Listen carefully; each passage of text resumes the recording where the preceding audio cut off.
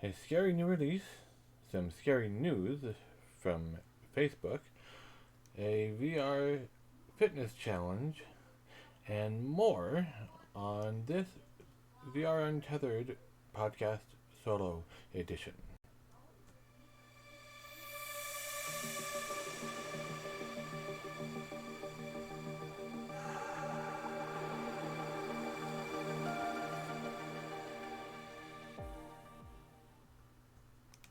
Hello and welcome to the VR Untethered podcast solo edition.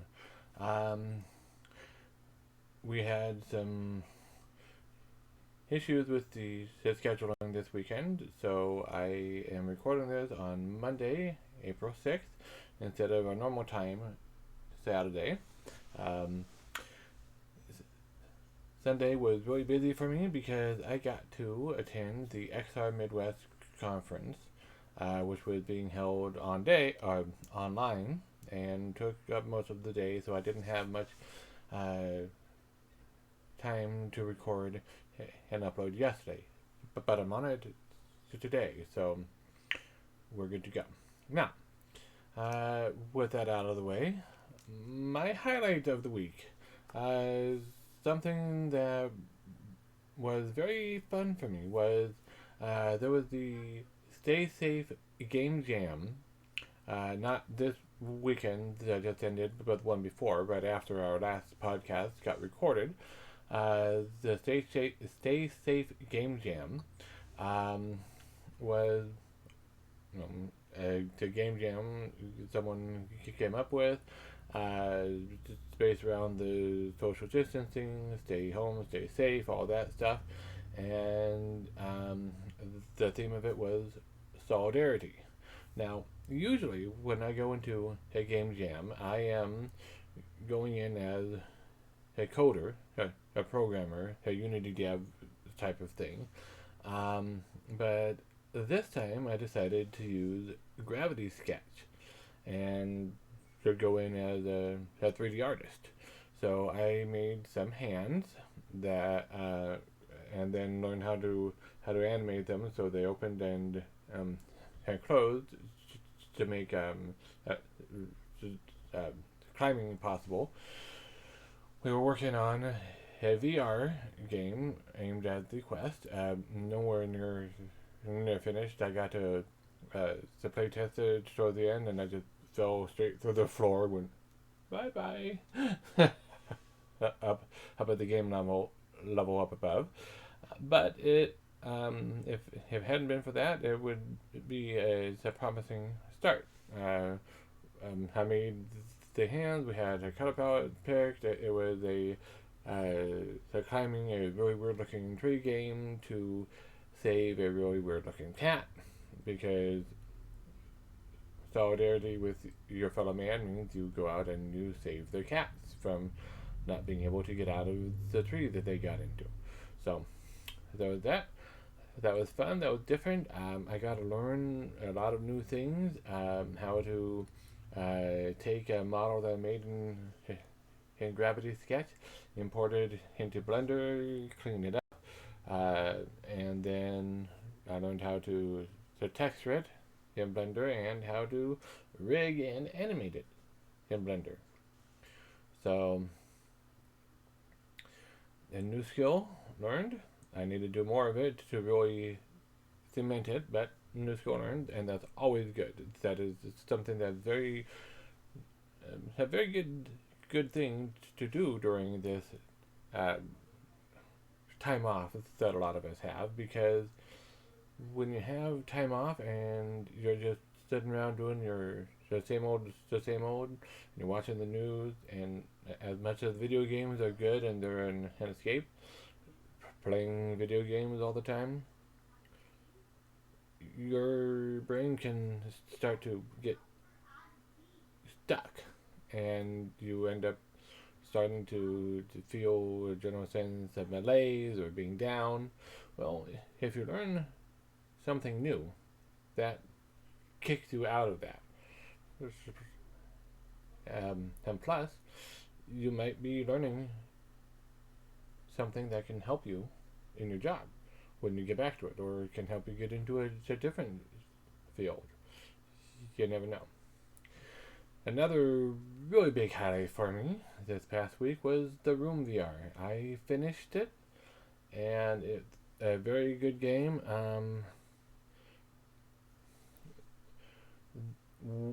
There's one level, location, whatever you want to call it, that was tricky, and not because puzzles were hard, but because things were hard to find. They were hard to see. You had to manipulate a certain object, but the object didn't look like it was a manipulatable object. So I overlooked it several times, and then once that I found that, I was like, oh. So, outside of that, though, it was really well done. And another brief highlight was I did attend the Rec Room April 1st event briefly. They they made a very impressive room for that event. There was a giant soccer field with a giant soccer ball. Reminded me kind of Rocket League, but with the avatars and not cars. You'd hit the ball or just run into the ball and it'd go just take off flying. There was a big basketball court. There was a game of chess that someone made they made and that they had out there. Just regular, you have to know the rules and do all the moves yourself, sort of thing. There was a giant trampoline. I mean, there was a lot of stuff crammed in to that world, and I was in there on the quest. There were a few times when it was stuttering a little bit, especially whenever somebody new joined. But overall, it was a pretty stable experience. So, and there was a lot crammed in there, as I mentioned. So, kudos to the Rec Room team for that. Now, on to the new releases. We have new release this past Thursday, or this past week, Lies Beneath. I told you there was a scary new release. Well, actually, it's not so scary, in my opinion, but it is a very fun game. It's more action than it is horror, in my opinion, because there's not very much stealth involved there. There are portions where you can be stealthy, but I have heard that they were originally going to try and have more stealth and more horror stuff in there, but then they decided to make it into more of an action game. So it's more of an action game, but it's got horrific elements. It's definitely a horror story. To me, it has some Silent Hill vibes to it, and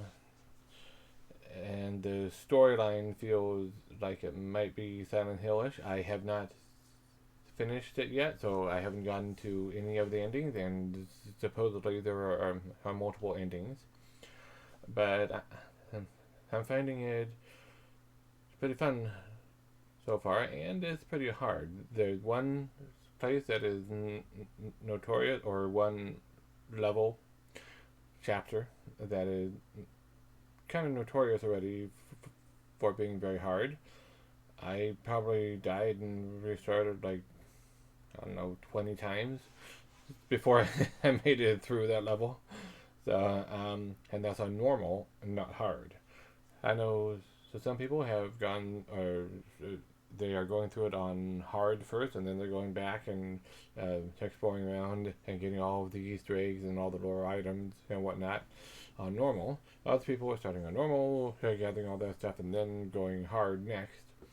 So either way, it's a fun game. It is has sucked me in. I was a little bit worried when I was watching the trailers that I wouldn't really enjoy it because of the art style. But once I got in it, so the art style is not an issue. It does not detract from the immersion in my experience. Now, I know some people, like on Upload VR and on the F Reality podcast, and probably other places also, like on Reddit, um, have kind of panned the game a little bit and said at best it's a decent game. Well, it is a decent game. In my opinion, it's a good game, but they are panning it because it's not as innovative and as groundbreaking and as new as they wanted. Well, they are forgetting a couple things in my opinion. Most of them just came off of Half-Life Alyx. They are still stuck on the Alyx high. You know, it's like when you walk out of a really good movie that you were totally drawn into it and walk out of it, you've got a sense of unreality about the world around you for a bit. You know? Well, they still have that sense of being in Half-Life Alyx, and it was an extraordinarily well done game from what I can see. So comparing way up here, the top level PC VR with mobile VR or regular PC VR when it comes out for the Rift is, in my opinion, not exactly a fair comparison. Also, they are forgetting that on the Quest there aren't many titles of this nature. So their complaint that, oh well, this isn't really any better than other games of this nature. It's nothing really new. All this stuff has been done before, and well, not on the Quest, and that's where it's out right now. When it comes out on the Rift, maybe it won't do as well as it is on the Quest. I don't know, but on the Quest, there aren't really any games like it right now. So it's a new game, a new kind of game to exist natively on the Quest store. Also, as one of the YouTubers that I follow and watch, at Wolf in VR, said about Half-Life Alyx when he reached the ending of it, and don't worry, no spoilers here. He said that it's not so much that there was anything really groundbreaking or new in Half-Life Alyx. It's the way it was all put together. So, and he's right. I have seen, what they had in there. There were no real new mechanics. There were no real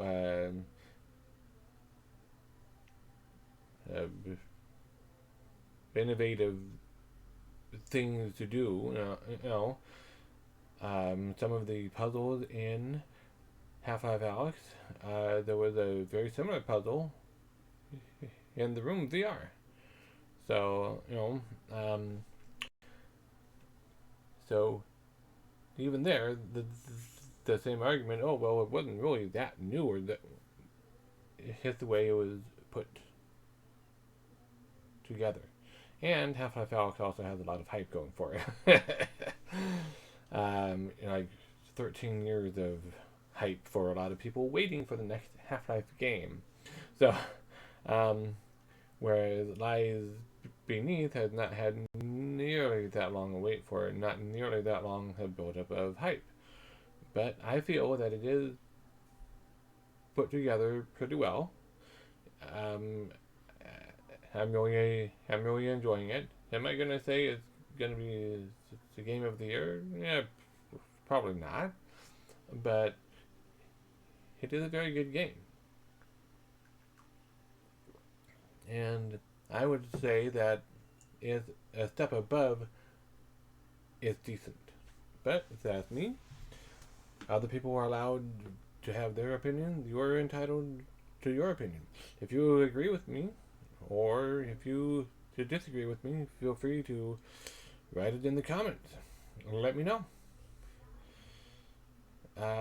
Another new release is Guns and Stories, the Bulletproof VR. I have not gotten this one. Um, I'm not planning on getting it. Um, and I have heard or I've read reviews. I haven't really seen any gameplay of it, and that tells me a lot. Uh, you know, if the game is good, you're gonna see the gameplay of it on YouTube, on Twitch. You're gonna see people talking about it on Twitter. I haven't really seen much of that, and from what I've seen in the reviews, it's a decent-ish game, but I guess it hasn't aged well, and um, so I don't know. Again, if you have played it and you have a different opinion on it, you have more information on it, please mention it in the comments. Let us know, because I would be happy to know more information and to know if it's one that I should actually look into to getting and playing. Because, let's be honest, I'm on a budget here. All of us here at VR Untethered are on a budget. We can't afford necessarily to always go out and buy every game when it comes out. So moving on to upcoming titles, we have Phantom Covert Ops still coming out on June 25th, and my apologies. Normally I'd be throwing in the videos and whatnot during this section and the previous. I want to get this out and to you guys, so I just doing it with no videos for now because it's a little bit faster that way. So anyways, the Phantom Covert Ops is still coming out on June 25th, is to the best of my knowledge, and I am still looking forward to it. It looks like it should be a fun game. It's got to me, fairly unique the concept of you're in the kayak and all that. So I'm looking forward to see how well it holds up.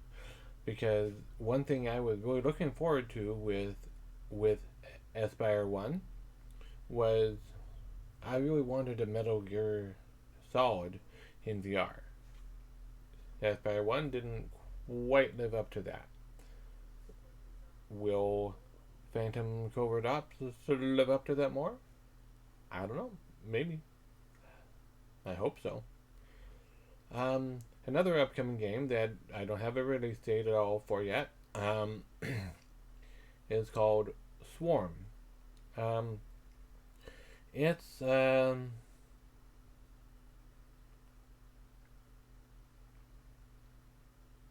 of like Spider-Man web slinging meets Robo Recall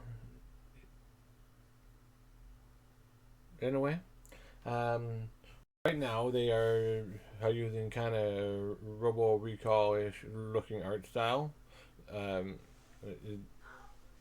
I say that only because most of you are familiar with what that looks like, and the UI and the pop-ups of the scores and all that stuff is similar to look and feel of that.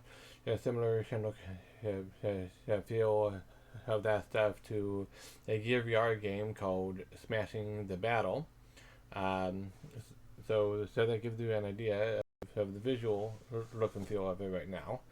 But you have a grapple gun um, in both hands, and there are platforms floating all around above you. You grab a platform with your grapple gun, and you can then swing. And if you pull down, you put your tension on the line, and it pulls you higher. So definitely not a game for the people who get motion sick. So if you couldn't handle wind lands, if you couldn't handle uh, the web VR the Spider-Man demo thing that was all the rage a week or two ago, you might not be able to handle this. But if you are able to handle that stuff, it's a fun game. There are various levels. You have waves of enemies that you are shooting, and it's kind of got a retro arcade-ish feel. In some ways, it kind of reminds me of Mega Man, actually. Because the bosses appear during the middle, and you've got to shoot out specific areas on the boss and all that stuff. And it's got kind of that whole vibe to it. I am in a beta of it. They gave permission for us to be talking about it now, but not to share the videos yet because the graphics may change before it launches, and they don't want to poison the well, as it were. So they are aiming this at the Quest. I don't know if they have prior approval that'll go into the Quest store or not, but they are targeting the Quest with it. It's a very fun game, and it is an arcade game, basically. It's a arcade like play style. Is could also kind of be called a bullet hell sort of situation too. If I get more information on the release date and whatnot, I'll pass it along. And last but not least, I've seen the chatter about this already on Twitter and in various Discord groups and whatnot. Virtual Battlegrounds hits open beta this week on Steam. That's a VR battle royale that I have not played yet or checked it out, but it sounds promising, and I know the battle royale genre is a very strong and popular genre. So if you're interested in it, go look it up and and get in. When I get a chance to, I plan to as well, even if it's just long enough to die because I had to reconnect my virtual desktop after 10 minutes of gameplay. So, with that said, on to the news. So, IKEA acquires AI imaging startup Geomagical Labs to supercharge room visualizations. And that's just more the progress in in the AR field, and that's a promising sign. And I've been reading that AR interactions tend to lead towards higher retention and higher sales. So obviously, IKEA sees a lot of value in it if they are acquiring a startup to help them to do better room visualizations. If I remember right from the article on this, with the aid of the geomagical labs process, they'll be able to scan a room and then remove objects from the room so that you can then decorate it virtually with the IKEA furniture.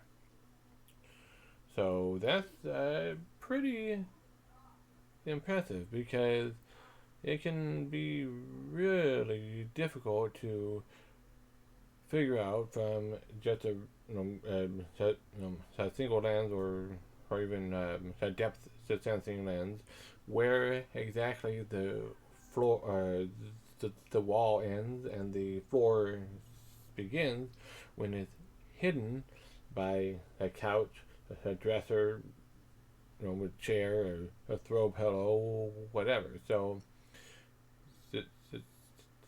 being able to calculate that accurately is pretty impressive. And being able to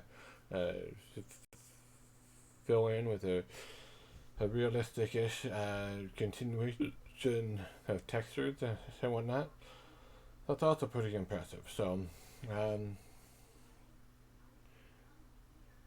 impressive, indeed. So, and the scary news that I mentioned at the very beginning, Facebook's mind reading plans just took another step forward. They, as a lot of people are working on brain computer interfaces, and they have previously been able to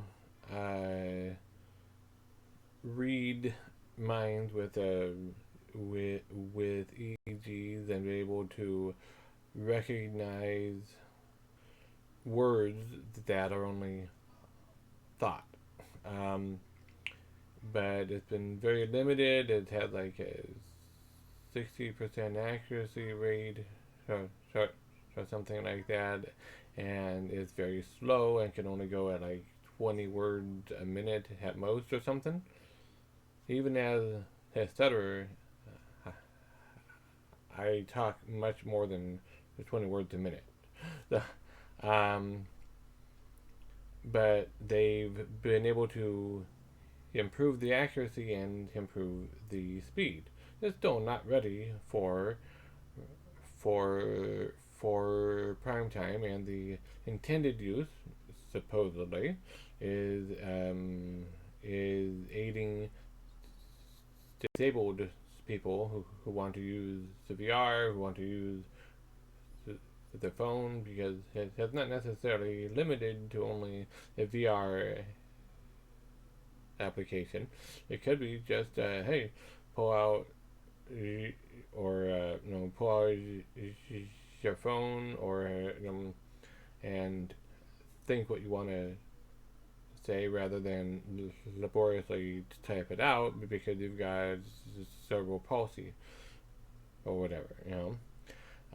So that usage would be a very beneficial usage, but that also raises privacy concerns also because what how they're going to target only the words that you want to go in there and not random thoughts bumping in, or if you are say to type or I don't know, think typing a text to your wife, say, and you look over there and you see someone walks by and and what you think about that gets into the text for your wife. Now you're going to need to go be able to edit that. you know, so it raises concerns as well, and again, it's Facebook. If we're anybody other than Facebook, I think there'd be a lot less concern about how it would be put to use. But because it is Facebook and they have a history, unfortunately, of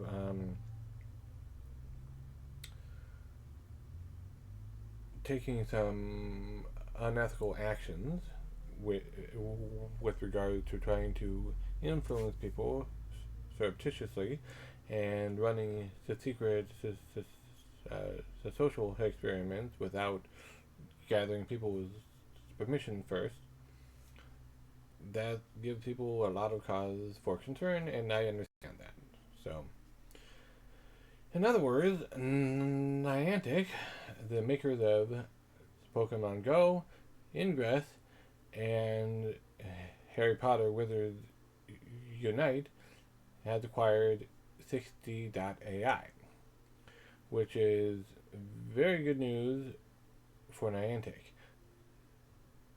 60AI has been working on a cross-platform so that it works on iOS and on Android. Geo anchored in the cloud, real-time mapping of your rooms and houses and environments. So if you've never watched a demo of it, go watch all the stuff about the new LiDAR camera on the new iPad Pro. It works kind of like that. You slowly move around the room, and it builds a mesh, and it can know, okay, the chair here, the back of the chair, space here. So if I put a virtual object in over here, it'll be represented as behind the chair, and where the chair is, it gets occluded. It gets occluded, so that unlike how most AR things are now, which is where, hey, my hand is obviously in front of this cup, but as soon as I move my hand actually in front, it looks like it's behind it, because this is always in front. Well, with the 60AI, my hand actually occludes it, and it goes in front and it blocks it, and it's partially or completely hidden. And it can be all the meshes can be anchored to specific spots in the real world, so that anybody can go scan that spot, and then anybody else can come up, and they don't need to scan that spot. They just to download it from the cloud, and now their device automatically knows where all the meshes are. So Niantic is making great strides in the AR field, and it's probably going to help their Pokemon Go game. Eventually, they'll probably include it and make it so that the Pikachu can play hide and seek with you. It can hide behind a chair, run in to the bathroom and know that it's in another room, and you're not gonna see it until you walk through the bathroom door, and you look in, and oh, there it is. So, one step closer to the metaverse, right? Other news: YourFit has released Your Watch. YourFit is an app for your Quest, your Rift, Steam headset that puts in an overlay that you can access, and it determines based on your controller movement and movement of the headset how many calories you are burning, and it keeps track. It's a fitness tracker. Just one of these, and it even has a calculated heart rate monitor on it. And from what I've seen, it's not always accurate in when you're at rest, but after a little bit, after a couple, resistance fighters, songs or two or whatever, when you actually get your heart rate up, it seems like it's much more accurate then. So, and what your watch part of it is now, instead of having an overlay that you have to look up at, you can still have that if you want, but it's got in certain games that there's only 4 games so far that incorporate this, and they're all on Quest. You have Synth Riders and O-Shape are the biggest ones. The other two, I forget what they are offhand, but when you are in those games and you have this enabled, you can just look at your wrist in a natural, I'm looking at my watch gesture, and there's the screen coming down from the watch like that, and it shows your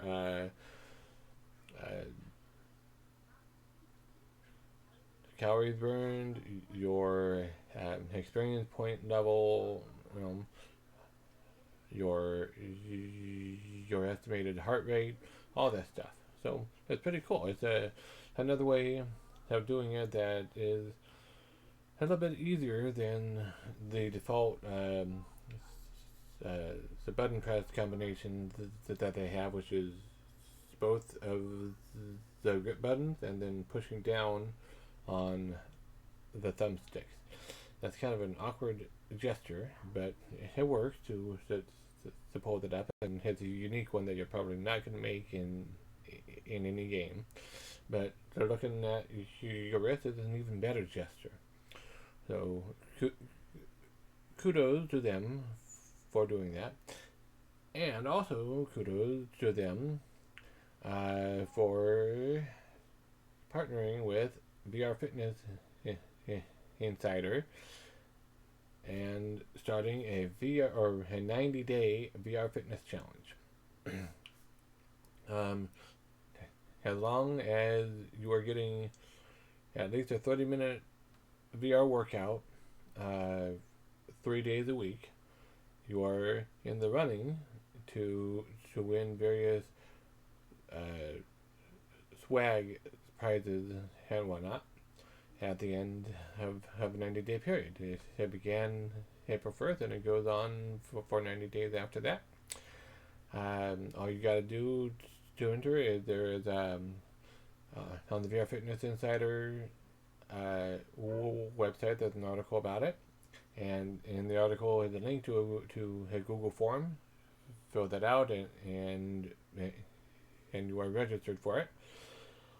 Or you can go and look for the YourFit Discord channel, and it's also linked in there. So if you are participating in that, hey, let us know. We would love to cheer you on, and I'd love for you to cheer me on. So, um, um, as part of that, the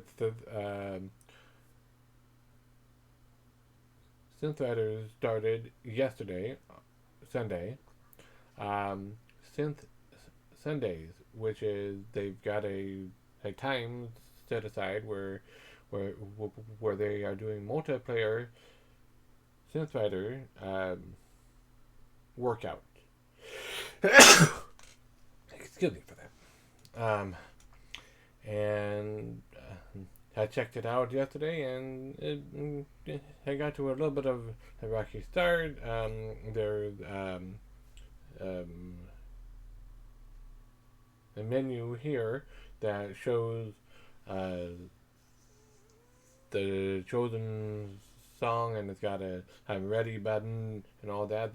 So that's not just displaying for like uh, 8 out of the 10 people in the room. So it took a lot of leaving and then coming back in, and then eventually one of them went in and started his own spin-off room.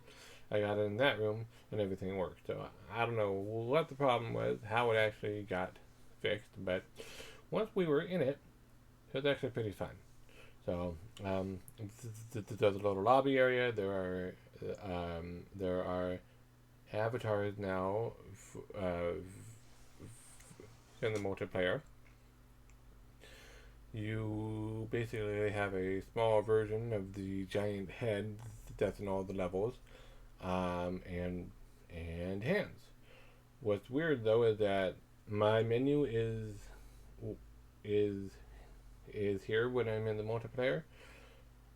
All the other people in the lobby with me are behind me, and they're all facing the opposite way. So I thought that was a little bit weird, but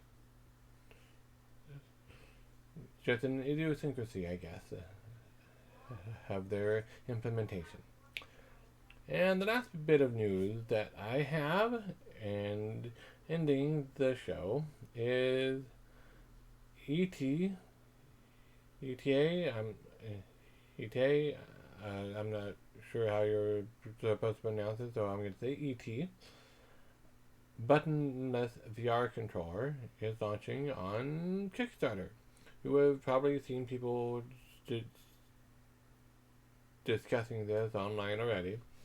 It's basically like the index wand, but a smaller form of it that you can just hook on right here. It's got a like a belt clip, so basically that goes right there, and it's on there, and it shows people trying to shake it off, and it's on there pretty securely, and it's got no buttons. So the entire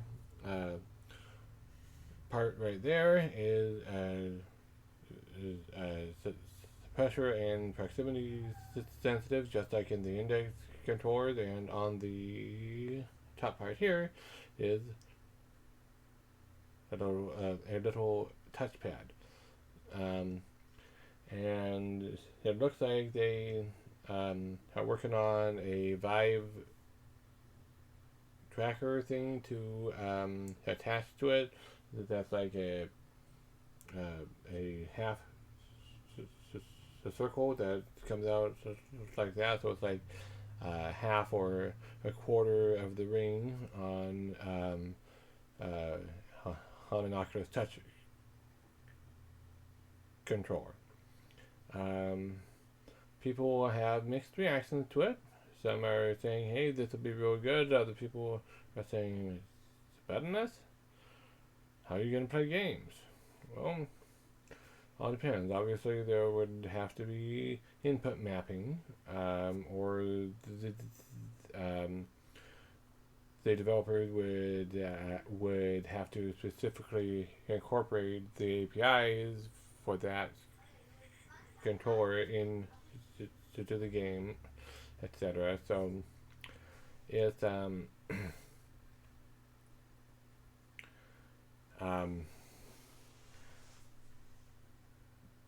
as far as I am concerned, the jury is out on that. I don't know. That could go either way. It could be really good. It could flop. I don't know. I am glad though that there are people innovating in this area, because even though that's not something that would benefit me at all, because I only have a Quest, I do not have any computer capable of running any VR. Uh, so I would never go out and buy an index or or this, as long as it only works with Steam, which I believe it does right now. Uh, However, I will say that it does look potentially more ergonomic than the Oculus Touch controllers, and it looks cool, and it would be awesome for accessibility issues to have a controller that can track each individual finger like that. So I can do this, I can do that, all of these, because sign language uses all of those shapes. This is a letter and a number in American Sign Language, and this is a number. This is the letter W, V, X, all these Q, H, all these hand shapes are necessary for for being able to do sign language in VR, and they're really the only controller capable of it right now is the Index. But the Oculus Quest is the most consumer accessible headset. So most of the deaf community, if they're going to be getting a headset, will probably get a Quest because it's the most accessible. And on the Quest, all you have is this, all is one group, this, and you have this. So, you can kind of sort of do an okay sign in some games, if the model keeps your other fingers open, but you can't do this. This is the number 8, or 7, 8. This is 6. As well as W. You can't do that because it's not to proximity. It's all, well, the grip and the trigger button do have some special sensitivity, but still is one unit, not 3 different ones. So it's a step in the right direction potentially. It remains to be seen how well it works in games, and it may just be that it is a specialized use controller that's only good for certain applications or certain use cases. I don't know. And like always, let us know your thoughts. What do you think about all of this?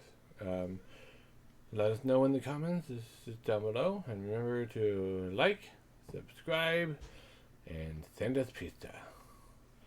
And on that note, see you next week.